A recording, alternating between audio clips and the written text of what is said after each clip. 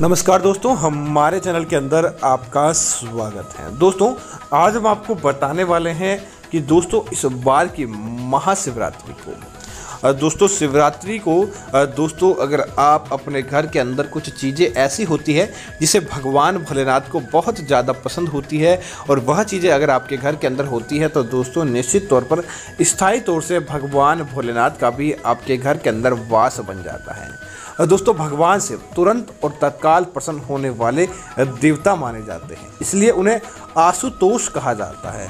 दोस्तों, आज हम आपको ऐसी सामग्री के बारे में बताने वाले हैं जो अगर आप इस बार की महाशिवरात्रि और महाशिवरात्रि से पहले अपने घर लेकर आ जाते हैं तो दोस्तों भोलेनाथ का आपके घर के अंदर स्थायी वास हो जाता है और निश्चित तौर पर आपके घर के अंदर अच्छी चीज़ें देखने को मिलती है। तो दोस्तों, सबसे पहली चीज़ होती है जल। दोस्तों, शिव पुराण में कहा गया है कि भगवान शिव को स्वयं ही जल है। शिव पर जल चढ़ाने का महत्व भी समुद्र मंथन की कथा से जुड़ा है।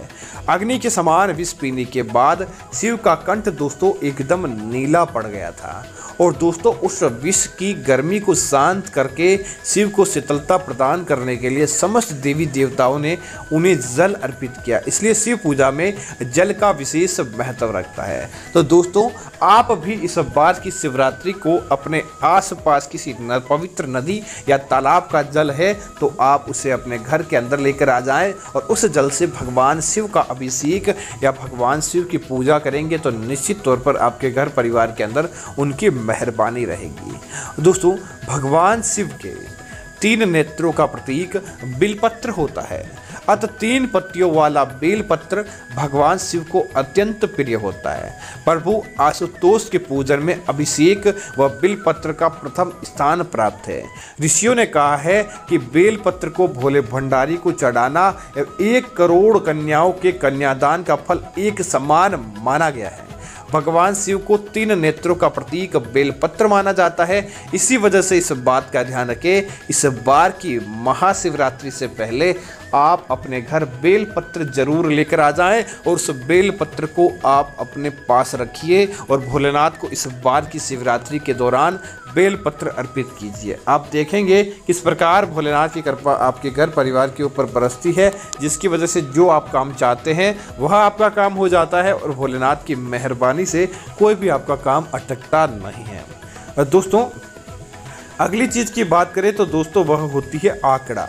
दोस्तों, शास्त्रों के मुताबिक भगवान शिव की पूजा में आंकड़े का 1 फूल चढ़ाना समझ जाइए सोने के दान के बराबर माना जाता है। इसी तरह दोस्तों, जिस व्यक्तियों के घर के आसपास सफ़ेद आक का पेड़ रहता है दोस्तों वहाँ पर कभी भी नकारात्मकताएं नहीं भटकती है और नकारात्मकताएं उस घर से कोसों दूर चली जाती है। तब आप एक काम कीजिए कि इस बार की शिवरात्रि और शिवरात्रि से पहले आप अपने घर के आसपास आंकड़े के पौधे को उगा दें और शिवरात्रि के दिन आप आक का पौधा लाकर अपने घर की छत पर फैला दें। और दोस्तों, आप देखेंगे भोलेनाथ की कृपा से कभी भी किसी चीज़ की आपके घर के अंदर कमी नहीं रहेगी और जो आप चाहेंगे वह आपका काम निश्चित तौर पर पूरा हो जाता है। इसी तरह दोस्तों, भगवान भोलेनाथ को धतूरा बहुत ज़्यादा प्रिय होता है।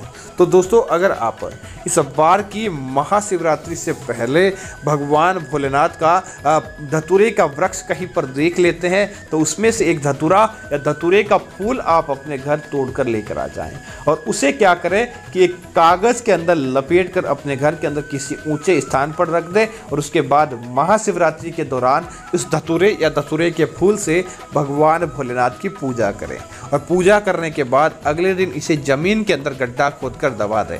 दोस्तों, आपकी कैसी भी मनोकामना होगी अगले दिन निश्चित तौर पर पूरी हो जाएगी। दोस्तों, इसी के साथ ही इसके पीछे पुराणों में जहां धार्मिक कारण बताया गया है इसका वैज्ञानिक आधार भी है।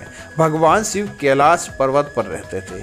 वह अत्यंत ठंडा क्षेत्र है जहां ऐसे आहार और औषधि की जरूरत होती है जो शरीर को ऊर्जा प्रदान करें। वैज्ञानिक दृष्टि से धतूरा सीमित मात्रा में लिया जाए तो औषधि का काम करता है और शरीर को अंदर से गर्म रखता है, जबकि धार्मिक दृष्टि से इसका कारण देवी भागवत पुराण में बताया गया है। इस पुराण के अनुसार शिव जी ने जब सागर मंथन में निकले हलाहल विष को पी लिया तब व्याकुल होने लगे। तब अश्विनी कुमारों ने भांग, धतूरा, बेल आदि औषधियों से भगवान शिव की व्याकुलता को दूर की। उस समय से ही भगवान शिव को भांग, धतूरा बेहद प्रिय है। इसलिए शिवलिंग पर केवल धतूरा ही न चढ़ाएं बल्कि अपने मन और विचार और को कड़वाहटों को भी भगवान भोलेनाथ को बोले कि मेरी यह मन विचार के अंदर कड़वाहट है, हे भोलेनाथ मैं इन्हें आपको अर्पित कर रहा हूँ, आप इससे मुझे कोसों दूर कर दीजिए। और निश्चित तौर पर ऐसा ही होता है, आपको वह सारी चीज़ें अपने आप ही आपसे दूर चली जाती है। दोस्तों, भगवान शिव हमेशा ध्यान मग्न रहते हैं। भांग ध्यान केंद्रित करने में मददगार साबित होती है, इसलिए वे हमेशा परमानंद में रहते हैं। समुद्र मंथन से निकले विष का सेवन महादेव ने संसार की सुरक्षा के लिए अपने गले में उतार लिया। भगवान को औषधि स्वरूप भांग दी गई, लेकिन प्रभु ने हर कड़वाहट और नकारात्मकता को आत्मसम्मात किया, इसलिए उन्हें भांग भी उन्हें बेहद प्रिय है।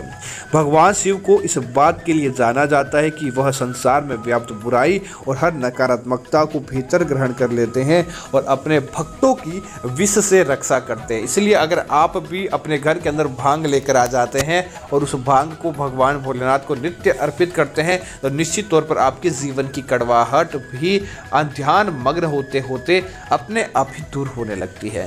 दोस्तों, इसी तरह भगवान शिव का प्रिय मंत्र है कपूर गौर करुणावतार, यानी जो कपूर के समान उज्जवल है। कपूर की सुगंध वातावरण को शुद्ध और पवित्र बना देती है, उसी प्रकार भगवान भोलेनाथ को इस महक से दोस्तों प्यार भी है। इसी वजह से दोस्तों इस बात का ध्यान रखिए, भगवान शिव की पूजा के अंदर कपूर बहुत अनिवार्य होता है। और अगर कोई भक्त कपूर भगवान भोलेनाथ को अर्पित कर देता है या अपने घर के अंदर महाशिवरात्रि से पहले कपूर लेकर आ जाता है तो उसके जीवन के अंदर प्रकाश हो जाता है। कपूर की चमक की भांति उनके जीवन के अंदर भी चमक आ जाती है। दोस्तों, श्रावण मास में दूध का निषेध माना गया है, लेकिन दोस्तों इस दूध के साथ अगर आप श्रावण मास में भी आपने देखा होगा कि आप भगवान शिव को चढ़ाते हैं तो आपको फायदा प्राप्त होता है। उसी प्रकार दोस्तों आप महाशिवरात्रि के दिन भी अपने घर के अंदर आप दूध कभी भी समाप्त नहीं होने दें।